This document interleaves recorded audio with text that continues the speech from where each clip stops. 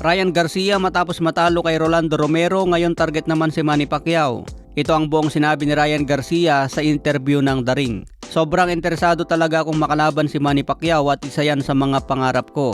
Nagkaroon na ng pag-uusap noon tungkol sa laban namin pero hindi ito natuloy.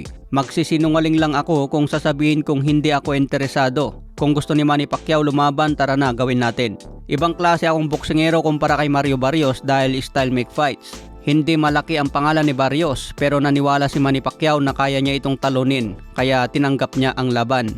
Ang estilo ni Manny ay akmang-akma sa estilo ko. Napakagaling kong counter puncher. Alam yan ni Manny Pacquiao kaya kadalasan ay hindi niya binabanggit ang pangalan ko.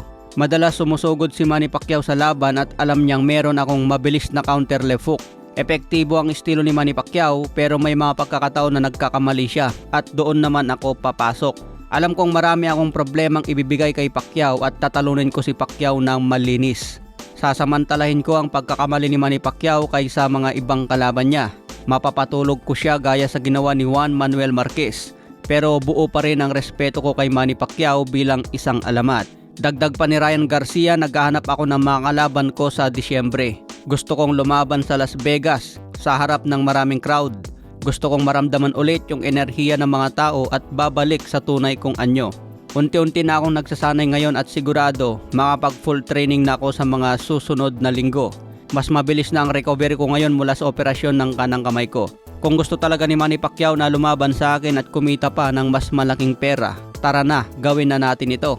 Kung hindi naman gusto ni Manny Pacquiao, ayos lang sa akin. Pwede rin akong lumaban kay Rolly Romero sa isang rematch. Ayan ang buong sinabi ni Ryan Garcia mga tol. Sa madaling sabi, marami daw pagkakamali si Pacquiao dahil madalas itong sumusugod. Gagamitin daw ni Ryan Garcia ang malakas na counter left hook. Ito raw ang magpapatulog kay Manny Pacquiao gaya kay Manuel Marquez. Ito na raw ang pagkakataon ni Manny Pacquiao upang kumita pa ng mas malaking pera. Pero nakadepende raw ito kay Manny Pacquiao kung interesado pa sa kanilang laban. Ano sa tingin nyo mga tol? Mangyayari pa kaya ang laban na ito? Kaya ba talaga ni Ryan Garcia na patulogin ng isang pambansang kamao? Sa iba pang balita, Jerwin Ancajas may laban ngayong August 2. Kalaban ni Jerwin Ancajas itong si Ruben Casero, may kartadang 13 wins, 5 KOs, may 4 na talo.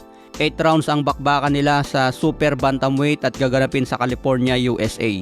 Hindi na pasama sa undercard ni Pacman si Ancajas kaya abangan natin siya ngayong August 2. Sa iba pang balita, bakbakan ni Michael Dasmariñas versus Elijah Pierce.